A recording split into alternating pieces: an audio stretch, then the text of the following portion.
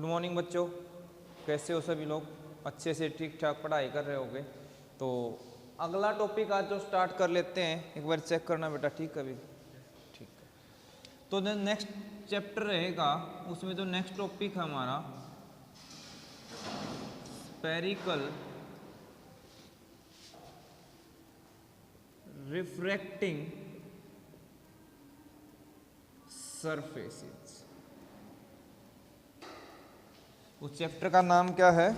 Spherical refracting surfaces. Sorry, पहले होते क्या है, कल वाली क्लास में भी करवाया था, बस थोड़ा सा एक बार रिवीजन ले लेते हैं। क्या इसमें चीजें पढ़ी थी हमने? एक स्फीयर ले लिया और उसका हमने पार्ट कट कर लिया, और क्या खास बात होती है, इस पार्ट के अंदर जो कट किया है इसके अंदर एक मीडियम फिल होता है। ये पहले जो हमने पढ़ा था मिरर्स के अंदर, वो तो एक होलो स्फीयर को कट करके बनाया था। यहाँ पे जो हम बात कर रहे हैं वो पूरा फिल्ड होगा, जैसे यूं का यूं ग्लास का स्फीयर होता है पूरा कांच का, और उसको कट कर लिया प्लेन। तो जो ये पोर्शन बचेगा, क्या कह रहे हो? हाँ हाँ हाँ बिल्कुल, जैसे इसको कट करते हैं तो इसके अंदर जो मटेरियल बचेगा वो एक मीडियम होगा और उसका कुछ रिफ्रैक्टिव इंडेक्स होगा, और उसके एक साइड क्या है? रेयरर, तो एक साइड डेंसर। तो इस टाइप का होता है, पर यहाँ आपको ऐसे दिखाएगा नहीं, वो ये बोल देगा कि ये बाउंड्री है, इधर रेयरर इधर डेंसर। इसी बाउंड्री में अगर इधर डेंसर कर दे इधर रेयरर कर दे, इधर रेयरर इधर डेंसर, और फोर्थ केस इधर डेंसर इधर रेयरर। सॉरी, अब यहाँ एक कंफ्यूजन हो जाता है। वो कंफ्यूजन क्या? अगर मैं इसको इधर की साइड से देखूंगा तो मुझे क्या लग रहा है? बाहर की तरफ निकला हुआ है, उभरा हुआ है, तो क्या होगा? ये कन्वेक्स। और अगर मैं इसको इधर की साइड से देखता हूँ, क्या है? ये अंदर की तरफ धंसा हुआ है, तो कनकेव। तो फिर कैसे डिफाइन करें? तो एक सॉल्यूशन निकाला गया। वो सॉल्यूशन क्या कि आप जो रिफ्रैक्टिंग सरफेस दे रखा है और उसके अगर दोनों साइड, एक साइड रेयरर है एक साइड डेंसर है, हमेशा रेयरर की तरफ से देखो। कहाँ से देखो? और रेयरर की तरफ से जैसा आपको दिखाई दे, तो रेयरर की तरफ से अब इसको मैं इधर से देखता हूं तो मुझे कैसा दिखाई देगा? कन्वेक्स। तो ये किसका टाइप हुआ? Convex refracting surface. अब इसमें से किस साइड देखना है? रेयरर की साइड से। तो रेयरर की साइड से क्या है? अंदर की तरफ, तो ये क्या है? कनकेव। ये रेयरर की साइड से कैसा है? कन्वेक्स। और ये रेयरर की साइड से कैसा होगा? उधर से, बिल्कुल रेयरर की साइड से कनकेव, ये इधर से कन्वेक्स। हर बार रेयरर की साइड से, क्योंकि अगर दोनों से देखता तो कंफ्यूजन हो जाता हमारे। ठीक है, तो एक पर्टिकुलर डेफिनेशन दे दी कि रेयरर की साइड से जैसी शेप दिखे वैसा आपको नाम दे देना। क्लियर है? सॉरी, अब यहाँ आपको एक डेरिवेशन ड्राइव करनी है ऑब्जेक्ट डिस्टेंस की, इमेज डिस्टेंस की और रेडियस ऑफ कर्वेचर की। तो उनकी रिलेशन हम फाइंड आउट करेंगे। तो उसमें आपको एक चीज का ध्यान रखना है कि जो ऑब्जेक्ट लोगे वो बिल्कुल पॉइंट साइज का लेना प्रिंसिपल एक्सिस पे। क्या लेना है? तो यहां हम कुछ अजम्पशंस लेते हैं। ऑब्जेक्ट पॉइंट साइज, इमेज बनेगी वो भी क्या है? Point size. सॉरी, और उसके बाद इंसिडेंट रे और जो रिफ्रैक्टेड रे हमारे पास मिलेंगी, यानी या बोल सकते हो ऑब्जेक्ट की रे और इमेज की रे, जो यहाँ पे एंगल्स बनाएंगे वो एंगल्स भी क्या होंगे? सारे स्मॉल। स्मॉल होने का फायदा ये होगा कि जब भी एंगल स्मॉल होता है तो साइन थीटा को आप थीटा के इक्वल ले सकते हैं। क्या ले सकते हो? साइन थीटा को थीटा के इक्वल। तो ये आपको अजम्पशंस और ये बेसिक बातें यूज करनी है। एक पार्ट मैंने पहले वीडियो में बना दिया था, वो आप लोग सभी देख लेना, जिसने नहीं देखा है उससे पहले मिल जाएगा। हैं पांचों एक जैसे, 4 पार्ट हैं जो आज अभी कंप्लीट करेंगे। बिल्कुल एक जैसे हैं जैसे हमने सॉरी मिरर के केस में किया था, मिरर फॉर्मूला जब ड्राइव करते थे वैसा ही। एक का कंसेप्ट समझ में आ गया, बाकी सारे क्लियर होते चले जाएंगे। तो पहला केस जब हम पढ़ रहे हैं यहाँ पे, वो है जब लाइट की रे कहां से कहां जाए, rarer to denser, rarer to denser. और आपके पास कौन सा रिफ्रैक्टिंग सरफेस पढ़ रहे हैं हम, कन्वेक्स स्फेरिकल रिफ्रैक्टिंग सरफेस। तो देखो आपको करना क्या है, तो डायग्राम की रिप्रेजेंटेशन आपकी प्रॉपर होनी चाहिए। पहले रेयरर है तो यहां आर, यहां एस। तो जो आपको कन्वेक्स शेप बनानी हो, किसकी साइड बनानी है, रेयरर की साइड या डेंसर की साइड? कन्वेक्स शेप, कन्वेक्स या कनकेव में से रेयरर की साइड के हिसाब से बनानी है। तो ये इधर से क्या होनी चाहिए, कन्वेक्स। क्लियर होगा? सॉरी। अब आपने ये प्रिंसिपल एक्सिस बना दिया, इसका क्या होगा यहाँ पे, सेंटर होगा। ये क्या होगा, पोल। क्लियर है? अब कल जो केस हमने पढ़ा था, उस केस का नाम था, उस केस में आपकी रियल इमेज बन रही थी। क्या बन रही थी? वो मैं डायग्राम एक्सप्लेन कर देता हूं, डेरिवेशन पार्ट अभी नहीं करेंगे, डेरिवेशन पीछे वाले वीडियो से देख लेना। आपको ऑब्जेक्ट इससे थोड़ा सा दूर लेना है, ले चुके। अब ये किस तरफ जाएगा, पहला काम क्या करना है, इसको मीडियम में चेंज महसूस हो रहा है, यहां से ये अलग मीडियम में एंटर हुआ, इसका रिफ्रैक्टिव इंडेक्स μ1 मानना हमेशा, डेंसर का ये ऐसे लिख दिया, सॉरी मैंने, डेंसर का μ2। तो पहला काम करेंगे हम नॉर्मल। अब बता था रिफ्रैक्शन होता है तो नॉर्मल के 2 पार्ट होंगे, फर्स्ट वाला पार्ट, सेकंड वाला पार्ट। फर्स्ट वाला पार्ट कहाँ यूज होगा, फर्स्ट वाले मीडियम के अंदर। तो ये कौन सी रे है, इंसिडेंट रे। ये क्या हो गया, नॉर्मल के साथ एंगल, जिसको हम क्या बोल देंगे, एंगल ऑफ इंसिडेंस। अब अगला काम देखो ध्यान से, अगर मीडियम में चेंज ना आता, अगर सेमी मीडियम रहता तो ये लाइट कैसे जानी थी, सीधी जानी। 12th क्लास, एक सेकंड रुको। तो ये क्लियर, इसको कैसे जाना था, बिल्कुल स्ट्रेट। अब रेयरर से डेंसर जब लाइट रेज आती है तो किस तरफ बेंड होती है, टुवार्ड्स द नॉर्मल। तो इसके और इसके बीच में कहीं पे भी बेंड करते होगे। अब एक रे आपने बिल्कुल यहां से क्या भेजी थी, सीधी, और ये आपको पता है यहाँ 90 डिग्री पे होती है, तो 90 डिग्री वाली क्या हो जाती है, सीधी निकल जाती है। तो एक यहां से आ गई, एक यहां से, ये कहाँ कंबाइंड हो जाएगी, इस पॉइंट पे कंबाइंड हो जाएगी, और इसको बोल देंगे इमेज। चीज समझ आ गई?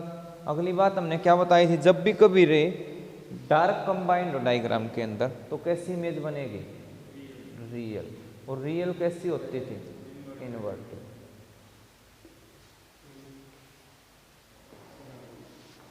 कौन सी क्लास है बेटा, तो बीच में काम खराब हो जाएगा। तो ये समझ आ गया बेटा, रियल इमेज किस केस में बनती है। अब केस पढ़ेंगे, ये हमने डिस्कस कर लिया। आज का जो हमारा केस रहेगा वो रहेगा वर्चुअल इमेज का। कैसी इमेज का, तो डिफरेंस साथ में बता दूंगा। ये इस टॉपिक में ये डायग्राम नहीं करना, मैं इसको थोड़ी देर बाद इरेज करूंगा, बट डिफरेंस बता देता हूं क्या होगा। पोल सेम मिरर लिया हमने, centre, sorry good, spherical refracting surface ले लिया, μ1 μ2 रेयर डेंसर। एक चीज का ध्यान रखना है कि इसमें ऑब्जेक्ट दूर रखा था, इसमें ऑब्जेक्ट को क्लोज रखेंगे, क्लोज टू द सरफेस या नियर द सरफेस सॉरी। इससे होगा क्या,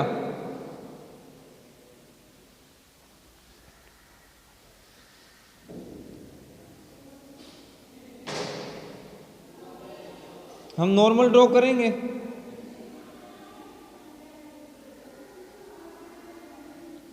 आई कुछ थोड़ा सा डिफरेंस समझ आ रहा है तुम्हें डायग्राम में, कि अगर इसमें बेंडिंग हुई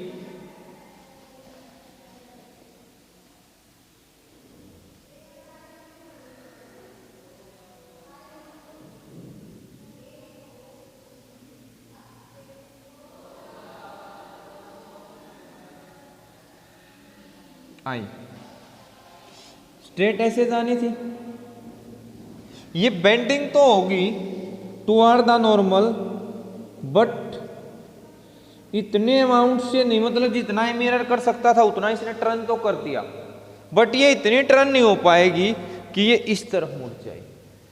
उधर से ये इधर बेंड तो हो गई टुवर्ड द नॉर्मल, बट उतनी नहीं हुई जितनी उसको हो जाना चाहिए था ताकि यहाँ पे मिलती। तो ये रे क्या है, ये वाली सीधी जा रही है और ये क्या हो गई, इस तरफ चली जाएगी। अब इनका गैप कभी कम होगा नहीं होगा, तो इसमें आपको पीछे एक्सटेंड करके यहां इमेज मिलेगी, कहां मिलेगी, यहां। दोनों में बारीक सा डिफरेंस समझ आया। एक में आपको ऐसे रे डाल के बेंडिंग इतनी हो जाएगी कि इस तरफ मिला देनी है, दूसरे में बेंडिंग तो होगी बट वो कम अमाउंट से होगी। या ये बोल सकते हो कि एंगल इतने पे डाला कि एंगल ऑफ इंसिडेंस इसके केस से ज्यादा था, रिफ्रैक्शन दोनों केस में बराबर हुआ, तो इतना नहीं मुड़ पाई कि इस साइड आ जाए, तो पीछे एक्सटेंड होके इमेज मिलेगी। चीज समझ आई, नहीं आई तो फिर बता सकता हूं।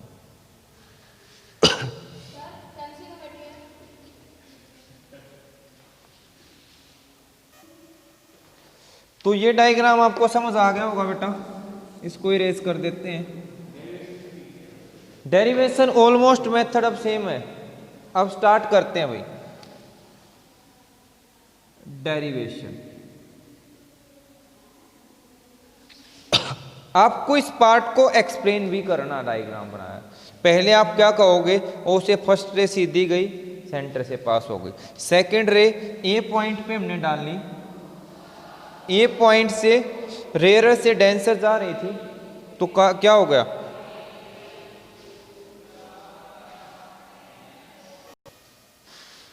तो टुवर्ड द नॉर्मल बेंड हो जाएगी, बट इतनी बेंड नहीं हो पाएगी कि इससे मीट कर सके, गैप अभी इंक्रीजिंग रहेगा, तो पीछे एक्सटेंड करके आई पे इमेज बन जाएगी। अब इसमें देखो, इन टॉपिक्स में बेसिक जो स्टेप्स हैं वो बताता हूं करने के। बेटा ये जब भी कभी दो रे इंक्रीज नहीं होती, पीछे वाले को सीधा स्ट्रेट खींच लो, इस वाली लाइन पे स्केल रखो, सीधा पीछे अपने आप जहां कट करेंगे वहां बन जाएगी। चल दी देखो, एक डार्क है एक डॉटेड है, तो ये बनेगी वर्चुअल, और ये नॉर्मली इरेक्ट होती है, पर पॉइंट साइज है तो आपको पता नहीं चलेगा कि इरेक्ट है, पर वर्चुअल का पेयर इरेक्ट से होता है। तो बेसिक स्टेप्स की बात कर रहा था। पहला अप्लाई करेंगे स्नेल्स लॉ। रिफ्रैक्शन है तो कौन सा लॉ लगेगा, स्नेल्स लॉ। स्नेल्स लॉ के बाद आपको स्मॉल एंगल वाला कंसेप्ट लगाना है, साइन आई के इक्वल, साइन आर के इक्वल। फिर यहाँ दो चीजें, एक चीज कंसीडर करेंगे, ऑब्जेक्ट का जो इसके साथ प्रिंसिपल एक्सिस के साथ एंगल होगा उसको मानेंगे अल्फा, इमेज का जो एंगल होगा बीटा, और जो सेंटर पे एंगल बनेगा वो हो गया गामा। तीनों डायग्राम में यही करना है, मतलब 3 या 5 केस करेंगे, सभी में ये होगा। उसके बाद अगला आपको एक प्रॉपर्टी पढ़ी होगी, कि अगर एक ट्रायंगल में किसी भी साइड का एक्सटर्नल एंगल कैसे निकालते थे कि नहीं, दो साइड का, एक को बढ़ा दिया तो ये एक्सटर्नल बन गया, तो ये एक्सटर्नल एंगल इसके और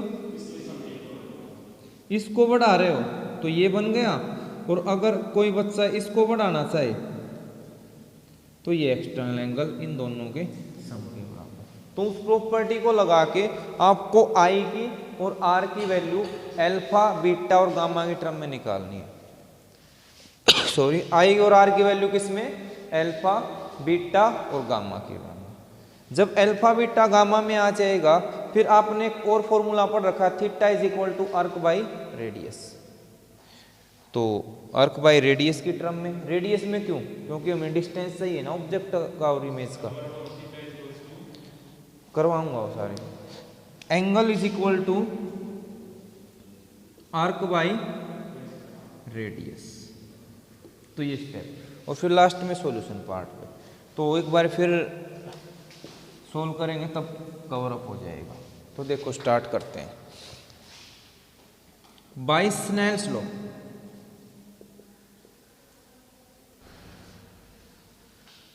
यहां स्नेल्स लॉ लगा, ये आई था तो नॉर्मल का कौन सा पार्ट लोगे, ये क्या होगा सॉरी, एंगल आर। तो पहले का रिफ्रैक्टिव इंडेक्स और पहले का साइन ऑफ एंगल, सेकंड का रिफ्रैक्टिव इंडेक्स, सेकंड का एंगल। आगे क्या लिखोगे, बट एंगल्स आर स्मॉल, या यहां लिख सकते हो here angles are small so sine i approximately i के और साइन आर अप्रोक्सीमेट आर के इक्वल होगा। ठीक है, तो ये चीज जब आप इसको अप्लाई कर देते हो तो mu 1 i mu 2 r, equation number first हो गई। अब अगला काम आप इसको अंडरलाइन कर लेना। इस अंडरलाइन करने का एक फायदा होगा कि आपके दिमाग में कमांड आएगी कहीं ना कहीं मुझे आई और आर की वैल्यू चाहिए। ये स्टेप अभी तो नहीं आ गया हायर क्लासेस में, अगर किसी का इंटरेस्ट हुआ। वैसे तो फिजिक्स आप लोगों को बहुत बोरिंग लगती होगी, पर क्या पता किसके कर्म फूटे, नेगेटिव बोल रहा हूँ, कर्म नहीं फूटते, अच्छा जिसको अच्छा लगे, किसका इंटरेस्ट बन जाए, और जिसने गलती से ले लिया उसके तो कर्म में फूटेंगे। तो एक्साइटमेंट में मत लेना, जिसका इंटरेस्ट हो कंसीडर करें। तो आई और आर, अगला आपके दिमाग में स्ट्राइक करेगा कि कहीं ना कहीं आई और आर का था, तो अगला स्टेप आपके दिमाग में खुद ब खुद निकलेगा अगर भूल भी जाए तो। बीएससी में जब पढ़ते थे तब ऐसा होता था, बड़े बड़े 5-5, 6-6 पेज, जो एक सीट पे इतना क्वेश्चन बड़ा कवर होता है। 9 मार्क्स का क्वेश्चन आता था, 8 सीट भरनी थी, 1 2 3 4 5 6 7 8, हाँ 40 सीट होती थी, तो एक क्वेश्चन में 8 से 8 सीट भर जाती थी, यानी 4 पेज दोनों साइड से। तो उसमें देख लो कितने स्टेप बनते होंगे। तो वहाँ पे बड़ी हेल्पफुल थी ये कि हम ऐसे अंडरलाइन कर लेते, तो अगला स्टेप मतलब इनसे जुड़ा हुआ होता, यानी आई और आर के साथ कुछ करना है।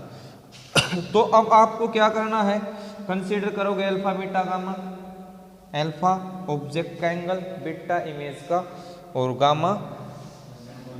तो अब जितनी भी आपको यहाँ ट्रायंगल दिख रही हैं उन एंगल्स पे फोकस करो, कौन सा एंगल किसका एक्सटीरियर एंगल बन रहा है, ये ध्यान से पढ़ना है। और कोशिश करनी है कि आई और आर पे फोकस करना है, कि आई और आर भी आ जाए और साथ में वो अल्फा बीटा। तो आई मेरा इस ट्रायंगल में है, ठीक है, और बिल्कुल ध्यान रखना टेढ़ी लाइन मत लेना, ये वाली ए ओ सी in triangle A O C. Angle आई किसके इक्वल हो गया, ए ओ, ये वाली एंगल आई गामा प्लस, ठीक है, अल्फा प्लस गामा या गामा प्लस अल्फा। अगले एंगल आर की इन्वॉल्वमेंट देखो, कोई भी गलती से, हाँ एंगल आर उस लाइन को पूरा एक्सटेंड करो तो आर बीटा प्लस गामा, गलती से कोई इसको यहाँ अगर टेढ़ी वगैरह दूसरी लाइन कंसीडर कर ली तो गलत हो जाएगा, तो अल्फा प्लस गामा नहीं होगा, आर क्या हो जाएगा, नाम भी आप लिख सकते हो चाहे A I C, angle R is equal to beta plus gamma, दोनों वैल्यू आ गई, पुट कर दो, mu one alpha plus gamma, mu two beta plus gamma, पहुंच गए यहां तक।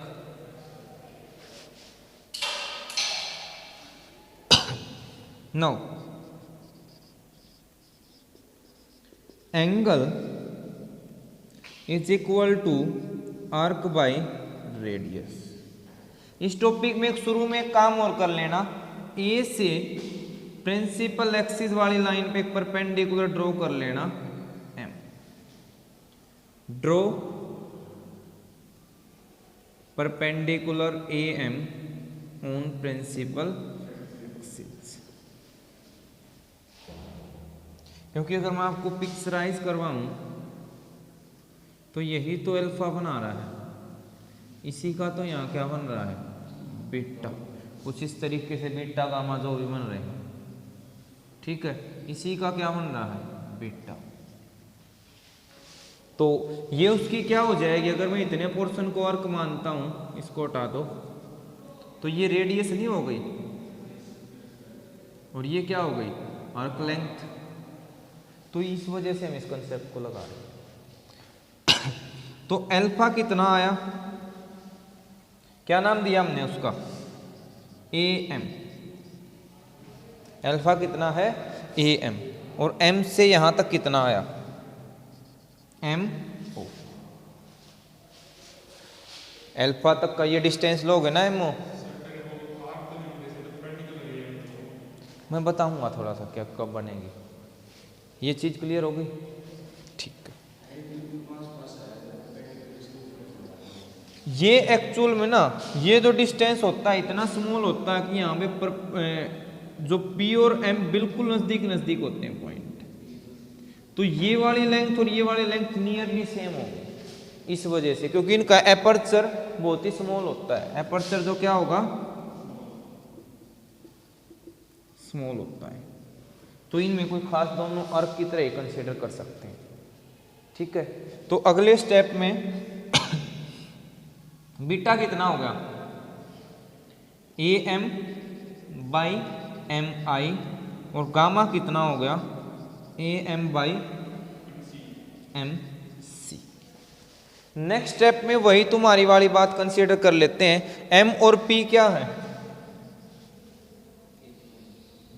एक दूसरे के क्लोज हैं, show A M is approximately equal to A P, clear है। तो जहां जहां एम है वहां वहां आप क्या रिप्लेस कर दो, पी रिप्लेस कर दो, तो P A P O, P A P I and P A P C. ऐसा क्यों किया, सारे डिस्टेंस हमें कहाँ से मेजर कर लिए, पोल से। कहाँ से मेजर करते थे हम, बस अब इन वैल्यूज को इस इक्वेशन में पुट कर दो।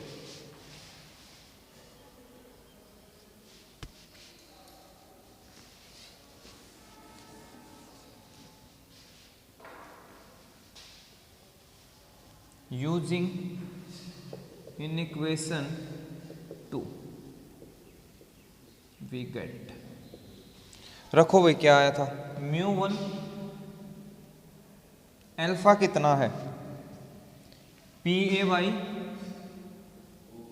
पी ओ, बीटा कितना है, सॉरी इसके साथ गामा है ना, तो P A by P C, आपको वैसे ही याद रह जाएगा आगे, अल्फा ते पी ओ, गामा ते पी सी, सेंटर का एंगल था ना, और म्यू टू, बीटा कितना है, P A by P I, अगला P A by P C, पहुंच गए। पी ए सभी में कॉमन है, कैंसिल कर दिया। अब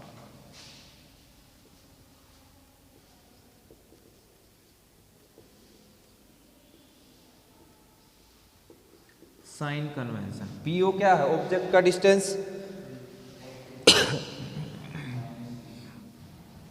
तो अब इस डायग्राम में यहां से यहां तक ऑब्जेक्ट का डिस्टेंस यू, यहां से यहां तक रेडियस और यहां से यहां तक इमेज का डिस्टेंस भी होता था। तो आप P O minus u P I, या पहले पी सी चाहिए, P C plus R and P, नहीं इस फॉर्मूले में अप्लाई करना, जैसे वहाँ पे किया था ना डेरिवेशन में, मिरर वाले में। तो आपको जब डेरिवेशन करते हो तो साइन कन्वेंशन साथ में अप्लाई करनी है। पी आई, इमेज भी उसी तरफ है तो माइनस वी। इन वैल्यूज को पुट कर दो इसमें। म्यू वन कितना हो जाएगा?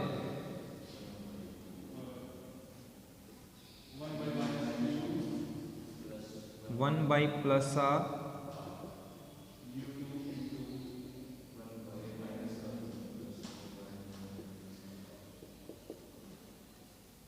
अंदर मल्टीप्लाई कर लिया, ये हो गया म्यू 1 आर म्यू 2 वी।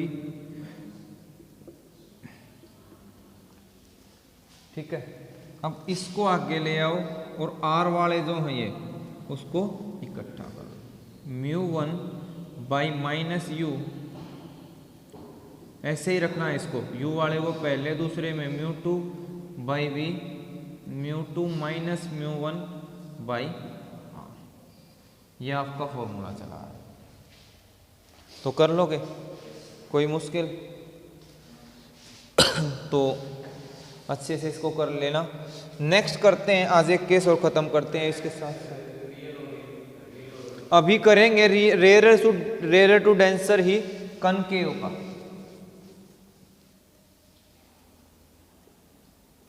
क्या करेंगे? कनकेव। कनकेव में इमेज आपको अपने आप ही पता चल जाएगी क्या करना। तो कनकेव का मैं डायग्राम बना देता हूं। सॉरी, देखो रेयर से कहां जा रही है? डेंसर। Mu 1 mu 2। तो कनकेव की साइड किस साइड होनी चाहिए? कनकेव से रेयर की साइड किस साइड? तो ये आगा इधर, कनकेव बन गया। तो ऐसा करने से क्या फर्क पड़ा कि पोल ये सेंटर कहां? यहां पर, यहां सेंटर आ गया। तो सेंटर आने के बाद अब आपको ऑब्जेक्ट कहीं भी ले लो,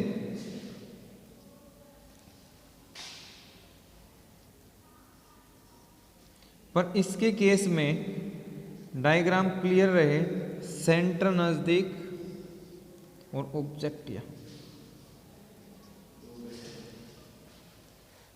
तो अगर मीडियम में चेंज ना आता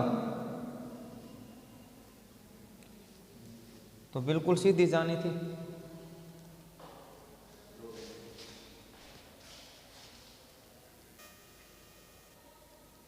अगर मीडियम में चेंज नहीं आता तो बिल्कुल सीधी चली जाती है। अब आगे क्या करना है? नॉर्मल ड्रॉ करना है। ठीक है, तो ये क्या आ गया? नॉर्मल। अब ये कहां से कहां जा रही है? रेयर से डेंसर। कहां से कहां जा रही है? एस से जाना था,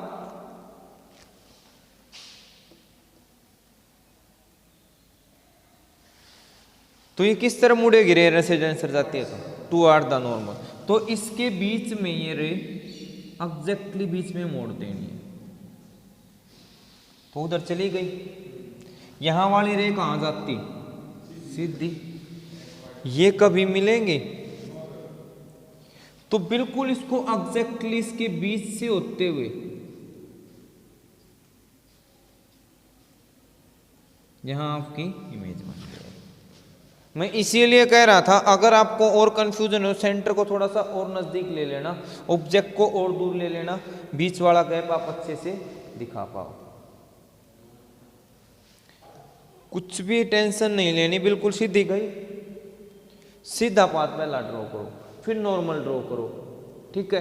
फिर रेयर से डेंसर जा रही है तो पहले जाना था तो नॉर्मल रेयर से डेंसर क्या कर दोगे, नॉर्मल की तरफ मोड़ दो, तो नॉर्मल के और जाने वाले डायरेक्शन के बीच में बना देना। अब देखना वो गैप बढ़ रहा है या कम हो रहा है, अगर गैप बढ़ रहा है तो पीछे खींच दो। डायग्राम को रटना बिल्कुल भी नहीं, बिना देखे ही कर लोगे आप। करना क्या है, सीधी रे डाली, नॉर्मल ड्रॉ, पहला काम करो बिना चेंज जो उसका पाथ होता, बिना मीडियम में चेंज जो पाथ होता वो बनाओ, बहुत ही हेल्पफुल रहेगा। दूसरा काम उसको नॉर्मल ड्रॉ करो, और फिर पहले वाले मीडियम का नहीं देखना, दूसरे वाले मीडियम का नॉर्मल का पार्ट देखना है, तो उससे टुवार्ड जाएगी या अवे जाएगी। तो यहाँ से देखो ये इसके अंदर ऐसे था, ये इधर से नॉर्मल की तरफ होगा। अब आपका काम थोड़ा सा यहाँ वो हो जाता है आई और आर की जजमेंट। तो अगर ध्यान से करोगे तो इंसिडेंट रे ये है, नॉर्मल वाली लाइन ये है, तो ये क्या होगा,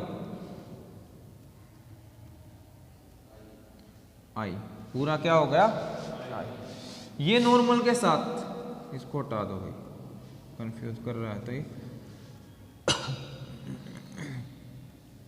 ये क्या होगा बाद वाला, तो रटना तो कुछ है ही नहीं भाई, आई और आर देखने कहाँ पे है, ऑब्जेक्ट का अल्फा, इमेज का सेंटर का गामा, पता चल गए सारे। स्नेल्स लॉ अप्लाई करोगे as it is, mu one sorry sine i is equal to mu two sine r, small angle होंगे साइन आई साइन आर के इक्वल। अब जो बदलाव आएगा वो यहाँ पे आएगा। ट्रायंगल भी आपको मेंशन करने की जरूरत नहीं है। गामा वाली लाइन देखना, गामा की नॉर्मल वाली लाइन है, तो ये वाली जो पूरी ये जा रही है ये, तो गामा किस किस का है, इधर नॉर्मल का कौन सा एंगल बन रहा है, आई, तो gamma is equal to i plus alpha. ध्यान से समझ पा रहे हो, ठीक है। मैंने कुछ वो नहीं करा, बट आपको कहीं ऐसे मत कर देना। मैं कहने का मतलब ये है कि इसके पास से अगर दो लाइन जा रही हैं, एक ये और एक ये, तो इसकी जो सीध वाली लाइन है वो वाला एंगल कंसीडर करना है, इसके साथ नहीं, टेढ़ी नहीं होनी चाहिए बिल्कुल। स्केल रख के देख लेना चाहिए आप, बिल्कुल जो स्ट्रेट वाला कवर अप करे वो एक्सटर्नल एंगल होगा। दूसरा, और देखो आर को इन्वॉल्व करना है।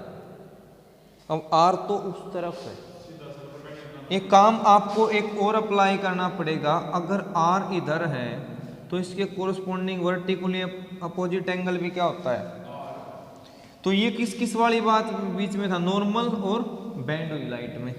तो बैंड हुई को हमने सीधे ये बढ़ा रखा है इमेज वाली, और ये क्या है नॉर्मल, तो ये यहाँ जो एंगल बनेगा ये छोटा सा, ये भी क्या है, कुछ हैरानी वाली बात नहीं है भाई। जब रे एक्सटेंड होगी उधर वाला हमारा कोई काम ही नहीं बचा।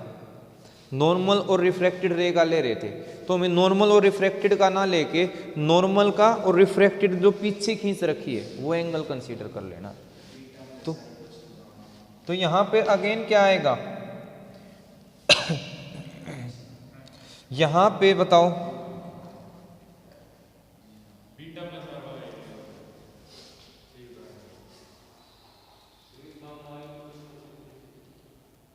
देखो भाई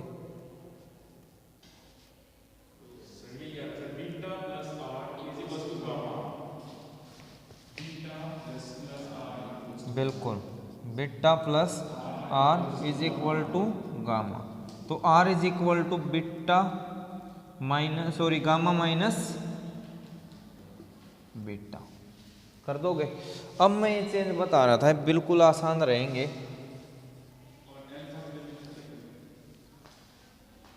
अल्फा बीटा तो गई, आई की वैल्यू आ गई। अच्छा, आई की वैल्यू इन्वॉल्व करो गामा माइनस अल्फा, आई और आर की वैल्यू चाहिए, तो गामा माइनस अल्फा, और ये कितना आया gamma minus beta. Alpha beta gamma again यहाँ पे भी सेम रहेंगे। इस पॉइंट को हम ए बोल लेंगे, नॉर्मल ड्रॉ करेंगे एम, तो बहुत ही सिंपल काम होता चला जाएगा अब आगे। ये चीज़ें रख ली, इस वैल्यू यहाँ रखो। यहाँ रखने के बाद आपके पास इक्वेशन उसके अकॉर्डिंग ही आ जाएगी।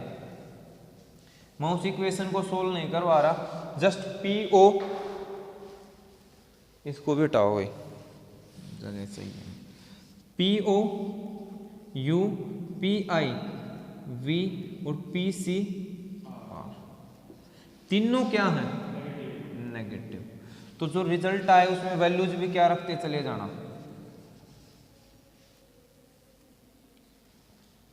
नेगेटिव। सोल्व करने के बाद यही रिजल्ट आएगा। कर लोगे? तो मेन थोड़ा सा आपको जो थोड़ा सा कंफ्यूजिंग हो सकता है वो आई और आर की रिलेशन हो सकती है, पर उसमें भी ज़्यादा कंफ्यूजिंग नहीं है। बस आप स्ट्रेट लाइन का ध्यान रखना कि कौन सी बन रही है। इसके बिल्कुल स्ट्रेट ये है, इसके साथ में कोई दूसरी दे रखी है तो दूसरी नहीं लेनी, बिल्कुल एग्जैक्ट दोनों क्रॉस करके देख लेना, वो वाला एंगल कंसीडर करना। तो ये था बेटा रेयर टू डेंसर के कर लिए। नेक्स्ट क्लास में हम करेंगे डेंसर टू रेयर। दोनों ऐसे ही हैं, इसे एक को प्रैक्टिस कर लेना, पहले वाले भी कर लेना जो एक करवाए हैं, उसके बाद आपके सारे डाउट कवर अप हो जाएंगे। एक पॉइंट और बता देता हूं कि इस फॉर्मूले को लर्न करने की ट्रिक है। वो ट्रिक क्या है, क्योंकि 2-3 बार बताएंगे तब याद हो जाएगी, एक बार आज बता देते हैं, कल भी रिवाइज करवा लें। न्यूमेरिकल्स आगे तो हो सकता है न्यूमेरिकल में आपको डेरिवेशन ना दे, एक स्पेरिकल रिफ्रैक्टिंग सरफेस दे देगा और कह देगा रेयर से डेंसर ट्रेवल कर रही और कन्वेक्स शेप का है, तो ऑब्जेक्ट डिस्टेंस दे दिया, रेडियस दे दिया, इमेज का डिस्टेंस पूछ लेगा। तो आपको ध्यान रखना है जिस मीडियम में ऑब्जेक्ट रखा है, इधर रखा है या उधर रखा है, तो उस मीडियम के साथ ऑब्जेक्ट के डिस्टेंस के साथ नेगेटिव लगाओ, medium in which object is placed.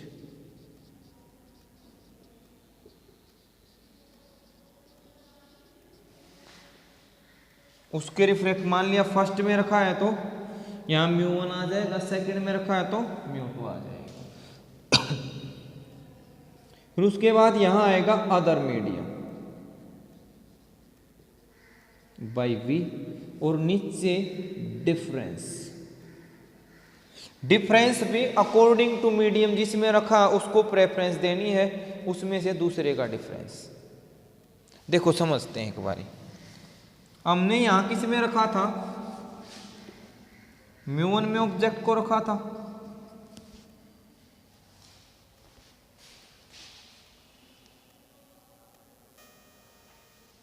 तो μ1 में ऑब्जेक्ट को जब रखा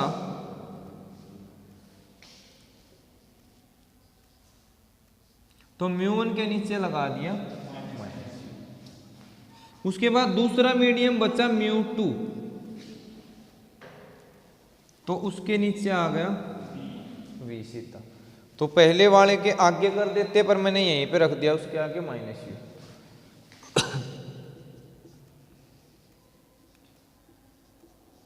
μ2 में से सॉरी μ1 में से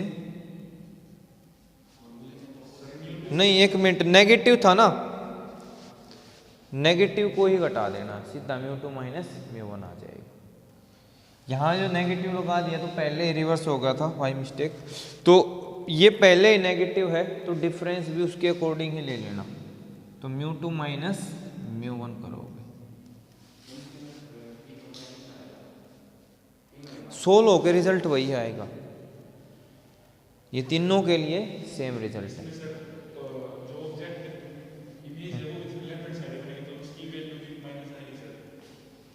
ये तो रिजल्ट याद रखने की ट्रिक है, तीनों को तुम सोल्व करके देखोगे, तीनों केसेस में रिजल्ट सेम आएगा। ठीक है, वो आगे जो तुम कह रहे हो ये फॉर्मूला ड्राइव करना था, जैसे हमने 1/f = 1/v + 1/u किया था, वहाँ पे अगर न्यूमेरिकल आता है डेरिवेशन करके ये निकाल लिया। अगर आपके पास अब न्यूमेरिकल के फॉर्म में क्वेश्चन आता है तो जो जो चीज़ें गिवन हैं उनको फिर से साइन अप लगा के आप जो यूज करते हो साइन कन्वेंशन, वो फॉर्मूले में पुट करनी है। जो थर्ड नहीं दे रखा उसकी नहीं पुट करनी, उसका रूल वही रहेगा। तो वहाँ आप नेगेटिव पॉजिटिव लोगे।